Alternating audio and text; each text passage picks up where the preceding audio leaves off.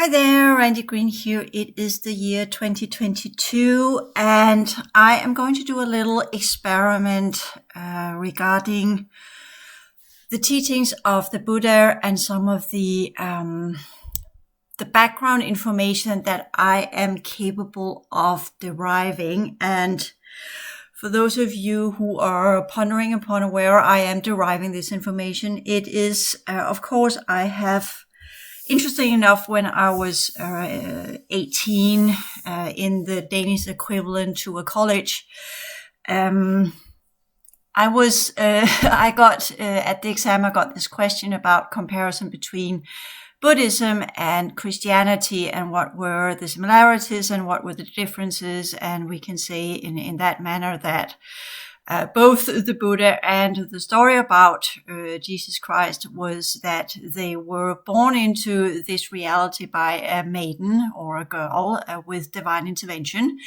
And they were both half gods, semi-gods, as it's kind of said, both human and godlike.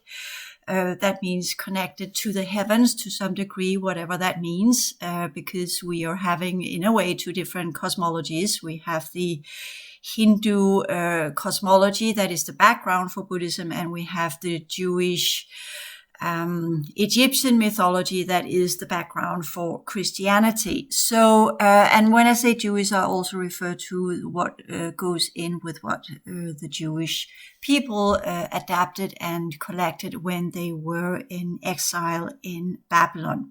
So anyway, so just kind of saying there are similarities in these stories, mythical stories about specific persons that are said to have been teachers on our planet. And the question is if these stories are made up or if they are accurate, or what they are in terms of humans that have been around these people, what they have made up of ideas and stories and narratives to cover the experience they had with these people and what these people were actually doing here. So that's part of the question that must be made. In terms of the deeper philosophy that goes behind Buddhism, as well as the ideas behind Christianity, which in terms of Christianity, as you know, having studied theology on the University of Copenhagen, is highly questionable. Let us just put it this way. I would actually give more merit and credit to the what the Buddhist monk wrote down 200 or 300 years after the departure of the Buddha, what they recalled and what they had understood of his teachings. But the question is, did they really understand it, and did they understand the deeper implications of it?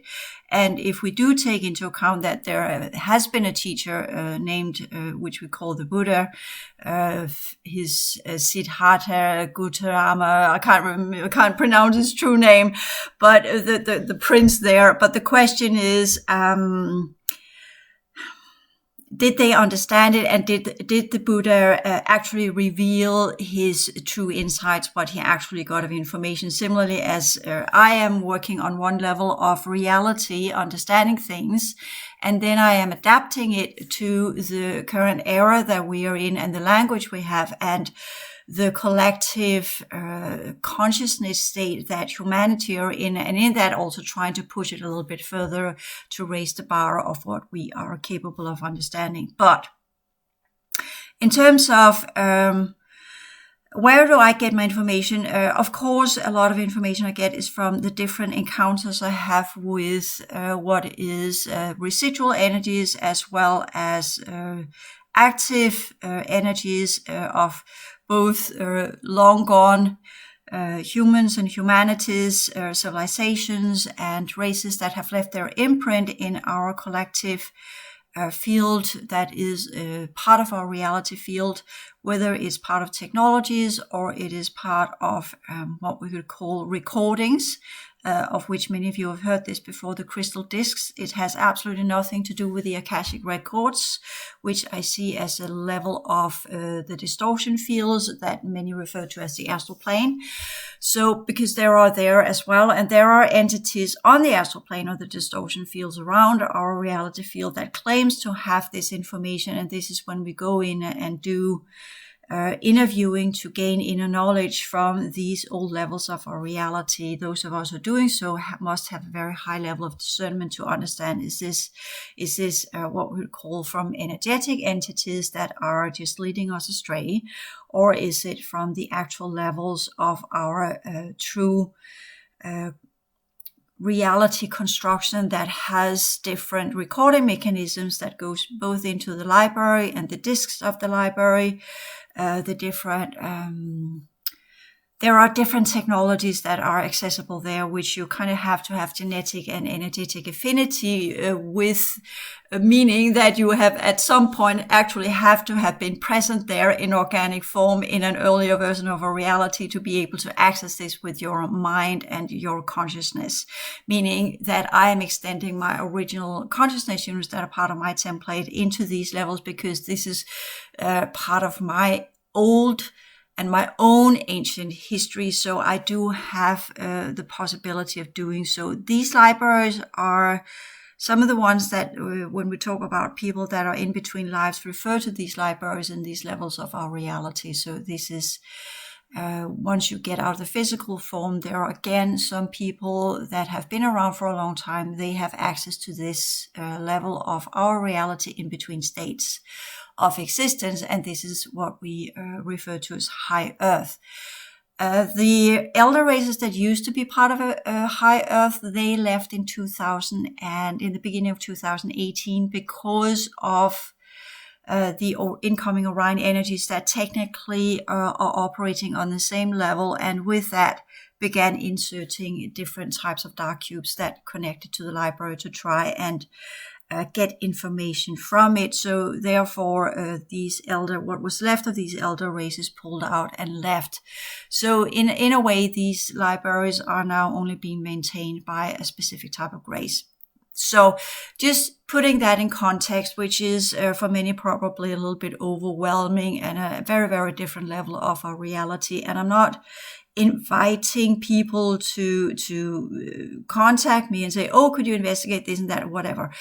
I'm only doing this because as I have investigated Christianity, Buddhism, as I said, was put into my path very early on.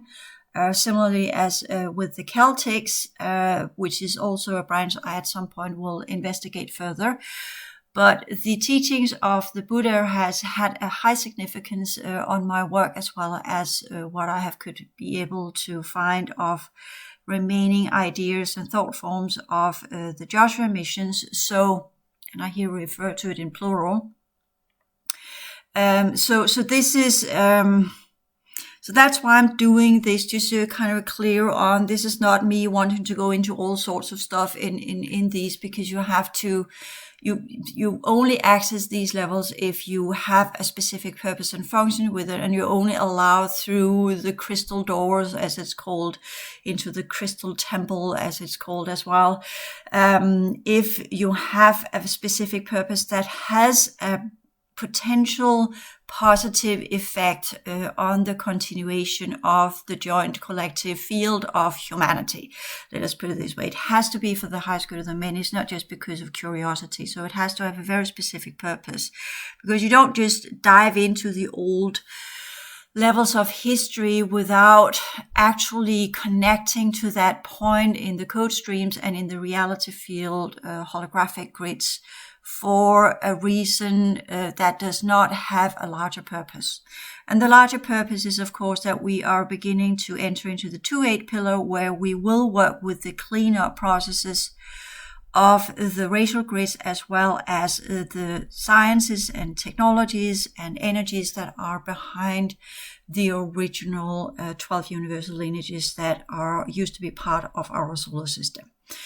Whoever and whatever's left of them now are in us humans. So we are again in this weird journey trying to reconstruct who and what we used to be, and figuring out how we can utilize that now in our continued journey to complete the work we began here a very long time ago, since we are in the completion cycle where all of us are supposed to wake up and look at what we have become, and then get our ducks in row and do what we actually came here to do, and finish off and erase and evaporate and clear up everything else that no longer serves any purpose in our continued progression journey. So what have I come up with? And this is, again, it's not whenever these discs are read, it is a specific way of reading it, which is part of my energy system, the capacity to do so. Again, a little bit advanced technology. And it comes in code systems. So again, when you read these discs, you get a series of codes into your brain like a computer program. And then it's all up to whether or not the brain can process this complex information layer and how it can be translated into a language, the language that we are utilizing today. It would be easier to use the ancient languages, which we are seeing the remnants of in ancient Hebrew, in Pali, and all of these ancient languages, Sanskrit, you name it. There are different ancient languages that use what we would call letters that more looks like symbols and weird codes with lines and dots and curves and all sorts of what we would call more ideograms than actual letters as we know it in the English language. And the English language is highly downsized compared to these ancient languages that and each symbol is not just about reading the symbol, it is about contemplating on the symbol as, for instance, an S, a reversed S with a dot. What does that mean? I did a little bit of that when I was studying ancient Hebrew at the University of Copenhagen.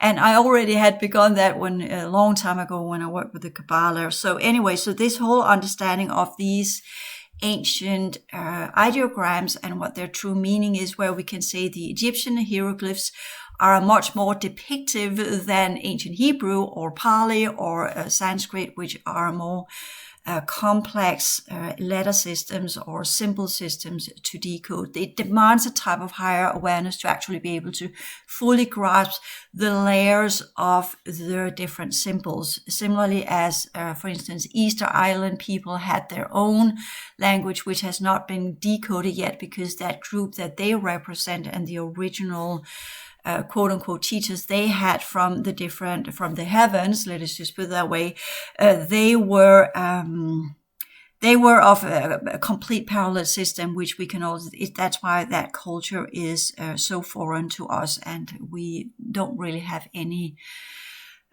remains from there other than the great statues and some of the things they have left in writing, as well as to mention a little bit of the lesser positive cultures on our planet, to put it that way, because they had human sacrifice, the Mayans, which is also having a very extensive type of language that covers many levels of information. Each symbol can both be used as a letter to describe something, but it can also be used as a series of numbers, as we see it in the ancient Hebrew language as well.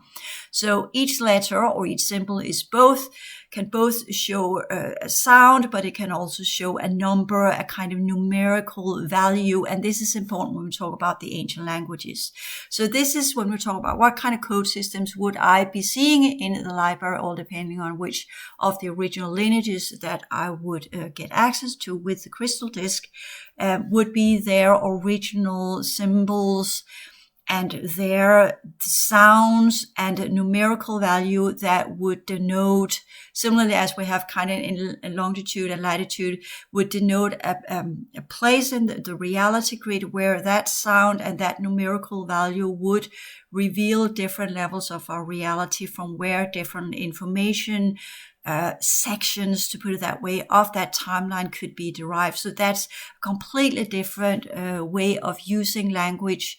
And the priests of these ancient cultures, they knew this, and they were working with this in the quote-unquote temples when they were talking to the quote-unquote gods, where they got this information telepathically or as visual content. And again, then for many of these different ancient priests that were part of both the Mayan culture or Incas, or as well as the ancient priesthoods of the Brahims of the Hindu culture or the Aryan culture, and all the way through, they Due to the shift in times and due to the shift in incoming races and due to the shift under the hijackers, got to use these languages for their own purposes and their own personal gain, so to speak. And this is where we kind of have priesthoods that were in service of the gods, but perhaps not so much in service of the humans, that they were supposed to teach these information systems and be the intermediary between the higher level information and what humanity was supposed to actually learn, and by that be able to continue to some degree their original progression process. That was some of the original deals that were made with the elder races when the Dracos came in and hijacked our system. Anyways, that's another part of history. Here I want to focus a little bit on what have I been able to derive, just diving into that point in time where we're actually saying, okay, we are having a teacher, which we refer to as the Enlightened One or the Buddha. And we could say Joshua, we can refer to him as the Compassionate One.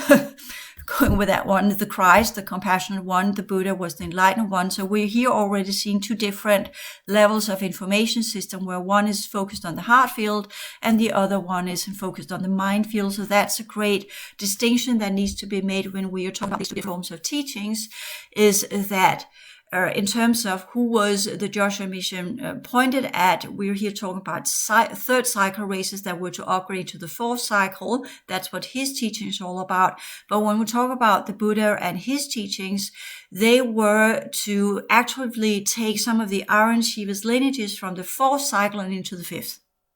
So that's why I'm always, when we talk about why have I not launched further into what we call the Joshua teachings and the Joshua missions, which I could, but there's been other people out there doing that already. We have the Colontic Sciences and the Guardian Alliances in their different versions that have given their accounts of this. So there's really no need to put further into that in any ways. It's a matter of belief in what we want to latch onto of ideas that is in alignment with who and what we technically are. So the Buddha was, and I know the LSAB material talks about that the Buddha's teachings are all about the etheric field, poking a hole into our reality, all about this. These teachers have come in to take down the veil so that humanity would wake up, and that Christ was supposed to take what we call the emotional field. But this is not where I want to go with this, because that's kind of what the lunar hierarchy, the planetary hierarchy under the lunars and some of the flame lords of Venus has put together and said that's what we want to put forth. That's how we want to interpret history. Everything is about interpreting history, and I'm here interpreting from what I am getting. So again, this will make a difference in what has been said before and what I am saying. And as always, you take what you can use and what you feel resonates with what you're made of, to put it that way. So we're here having differences in what were these teachers sent in to do? And when I say sent, there is this misconception that quickly goes into, oh, this is divine intervention and what have you. It comes from the heavens, ergo, it has to be divine. But whenever I talk about anything that comes from the heavens, in my perspective, there are absolutely no gods whatsoever, but there are extremely advanced civilizations that either use technology or use consciousness progression to develop their lineages and their evolutionary purpose, to put it that way. And our original universal cycles have been divided between the humanoids that prefer technology and the true humans that prefer consciousness progression. So the question is, was the Buddha humanoid or true human? And I would say he was probably one of the ones that were both, similarly as Joshua also had both the genetics from both the humanoid and the true humans, because normally if we do have a person that enters into a reality field or a point in time or into the enclosure, as it's also called, that was under quarantine at the time because of the hijacking and the uncertainty that followed, and those of us who were on the outside in the original worlds, to put it that way, outside of this solar system, had a little bit of a difficulty in figuring out if it were actually a threat or if it was something that were positive, seen in the long run of things. And therefore, aside from the whole impact that the timeline event had on our system, as well as the high level of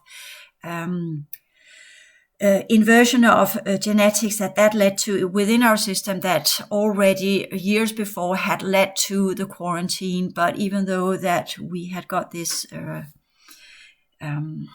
anyways, I'm not going to go down the path with the hijacking, because that's not where I want to go. But it is a major portion of our history that has ramification and impacts on different levels of what could take place and what could not take place, such as, well, the teachers that were brought in as a joint mission from the humanoid and the solar riches of the humanoids and the true human councils were, for sure, they would not have been able to get into our reality unless it had been agreed upon or had been on some kind of allowance from the hijackers and the different races that were here. So for them, it had to be something that they could see would be in their benefit as well to let these teachers get in. But the question is, what were the concords that were made, and what were the agreements that were made to make that happen? And this is where I have this practical sense coming in and telling me, well, there is the possibility that both these, the Joshua missions, as well as the Buddha and his mission, and he probably did not come alone, even though history tells us he was a lone bird coming in and doing this thing on his own. Since he was a semigod, he didn't need anyone else, similarly as it is put in the Gospels as the semigod Jesus. He also came in alone and was doing this on his own merits and his own accord, sent forth by God or the divine entity or what have you. This is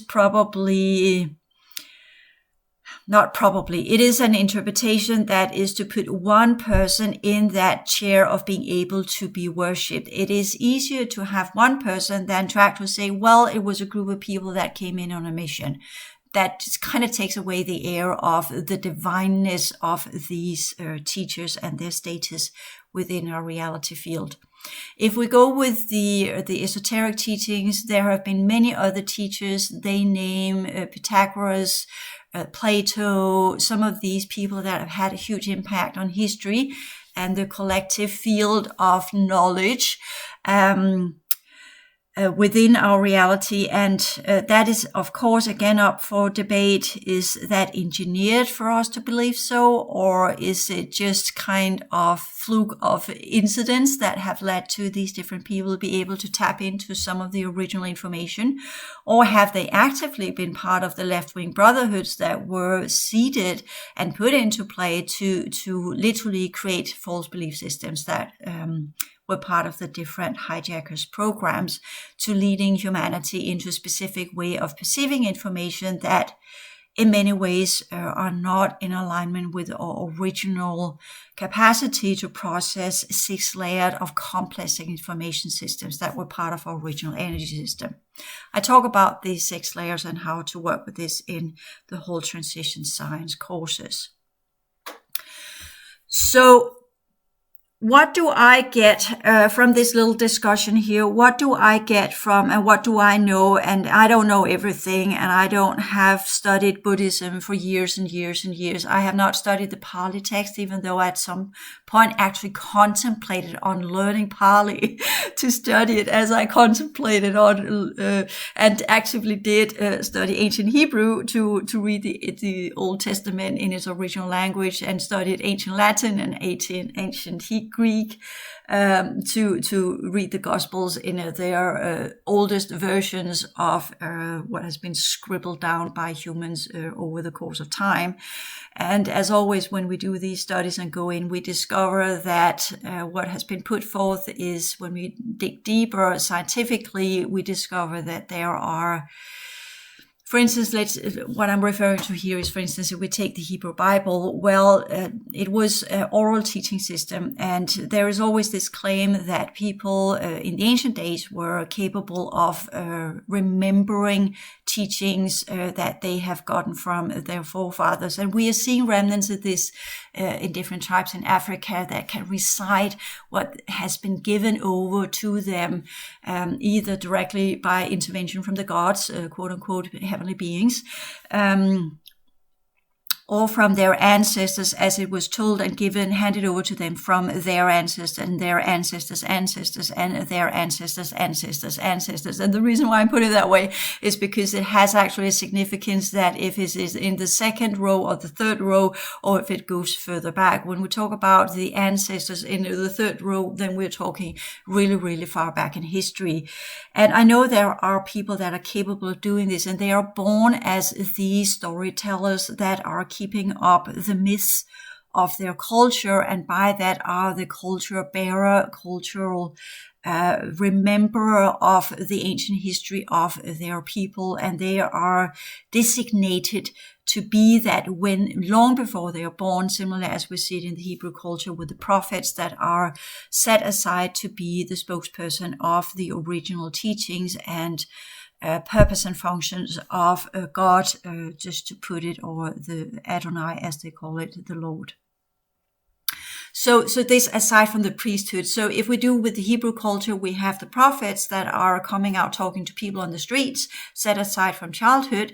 And then we have the priesthoods that are educated within specific lineages, as we're also seeing it in ancient Hebrew and in the original Jewish culture. It is not so dissimilar from the other cultures in that area. Of course, we can always claim, no, the Aryans, the Aryan Shivas, they had their own specific, because they were the first subrace of the fifth root race, so therefore they worked in a different way. Whereas we can talk about the ancient Hebrews, are we talking about the lineages that came from the Canaanite country, or are we talking about the Abrahamic groups that came from Ur in Chaldea, or are we talking about the Hebrews that came from Egypt and were under the guidance of Moses and Aaron? And Aaron was one of what we call the original priestly lineages of the group, the Hyksos lineages of Egypt, whereas Abraham and that lineage goes with, and Noah and that whole group goes with the Mesopotamian area. So we are having these differences in the teaching systems of the different people, including the original people of Canaan, that were, they had their own version of their God, which they call Yahweh, which we have interpreted. They are just literally just using 4 letters.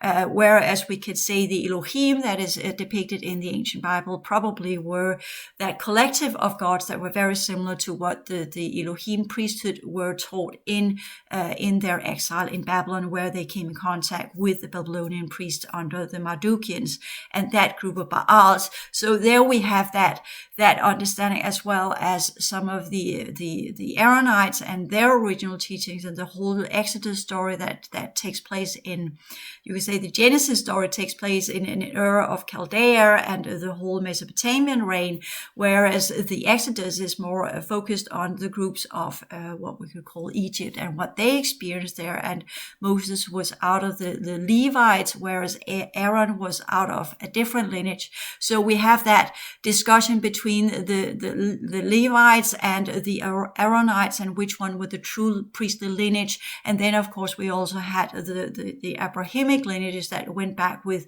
that group of Jews, as they call themselves, that were in exile in Babylon. And they had their own, not priestly lineages, but actually royal lineages that goes with kings that they claim to be the true level of their ancient history. And we see that depicted in when we talk about the Joshua character. Is he a physical king that was born part of the kingly lineages, or was he part of the priestly as a rabbi lineages?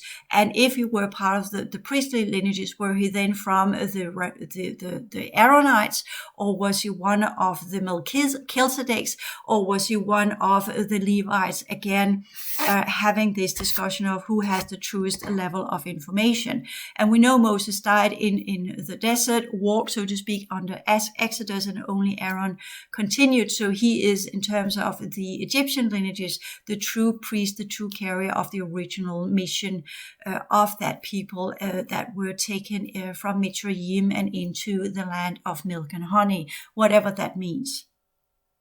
So in that way, he should be the forerunner, with the one that has the staff of Aaron is the forerunner for the heavenly Jerusalem. And that is, again, if we talk about St. Paul and his teachings, which group were he connected to, who is part of the Pharisees. And we can say, well, what are the Pharisees? Are they Aaronites? Are they Levites? Are they Melchizedek? Which group did he belong to? So this comes into play when we talk about the discussion of who has brought forth the teachings. And the reason why I'm taking this in is because we have a little bit of the same setup when we talk about the Buddhist teachings. And I will continue that one in the next video. Thank you.